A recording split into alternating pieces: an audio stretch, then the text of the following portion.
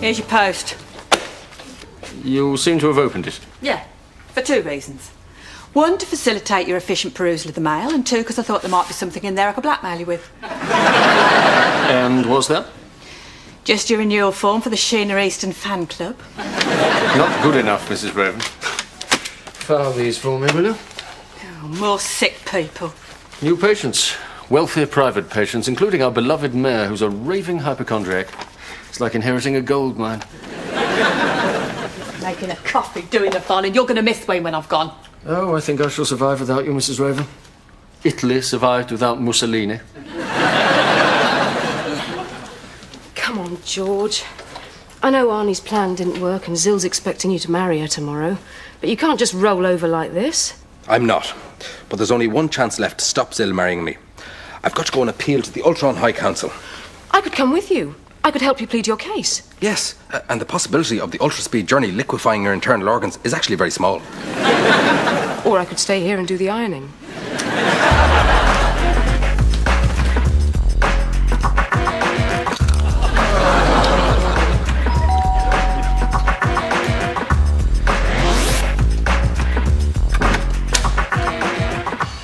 Zill, thought I'd come over and just say hi on behalf of the people of Earth. Tyler, you fascinate me.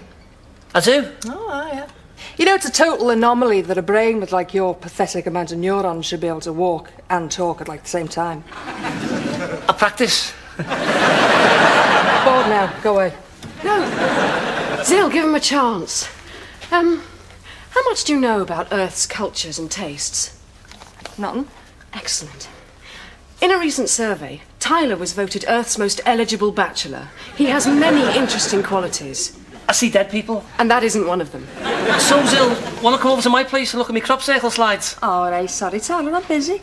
Doing what? Finding you physically and intellectually disgusting. Zill, we need a talk. A frank talk. Woman to alien hell cow. So long as it doesn't get personal. Listen, I love George, and our love isn't based on some ancient decree handed us when we were 6. I see, so what you're saying is you've got no paperwork to support your claim to George? Yes. No, I mean... Then read it and weep, kiddo. Georgie's mine, and here's the deed of ownership. But George loves me. Oh, yeah, I can see that. You can? Yeah, I used to have a pet myself. Good, then. A pet? Well, that's all a backward race like you could ever be to an Ultron. You know, you're like puppies with mobile phones. At the end of the day, you're just a funny little alien. Wait a minute, I'm the alien? Well, yeah, you're not a George. Whereas I am his equal. Which is why George will be mine. Oh, really? Well, here's a newsflash, sister. You're wrong. George loves me as his partner, and he certainly does not see me as some kind of pet. Hello, Janet. I'm back. Could you fetch my slippers? There's a good girl.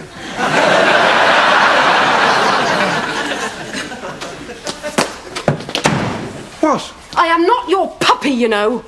I know that. I just had to get you in here without Zill suspecting anything. Oh. Did you speak to the Ultron Council? Yeah. They managed to squeeze me in between a planning permission for a new moon and an application to build a black hole on some greenbelt antimatter. George, I don't care about greenbelt antimatter. Well, you would if you had an allotment on it. What did the council say about us? That there's nothing they can do. So, if Zill wants to go ahead, they have no choice but to support her. Oh.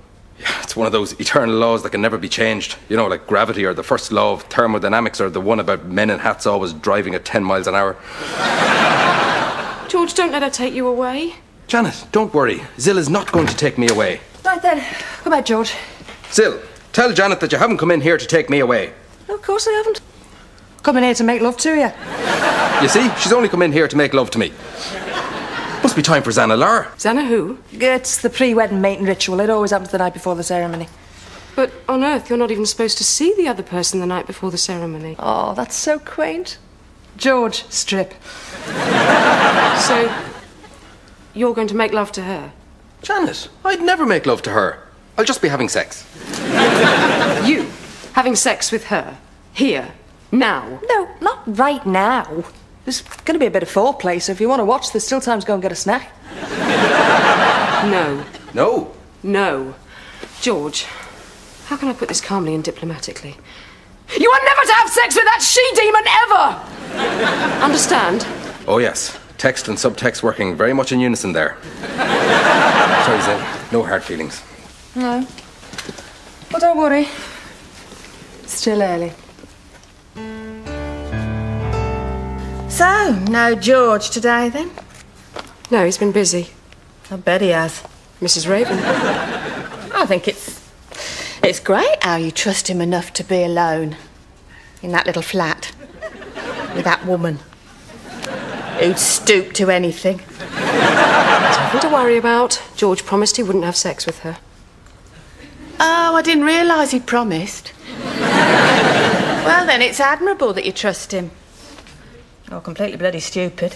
Look, can we change the subject, please? Of course. Do you think euthanasia's ever justified in long-term geriatric treatment? Who cares? George is in my flat with the bitch queen from Planet Slut.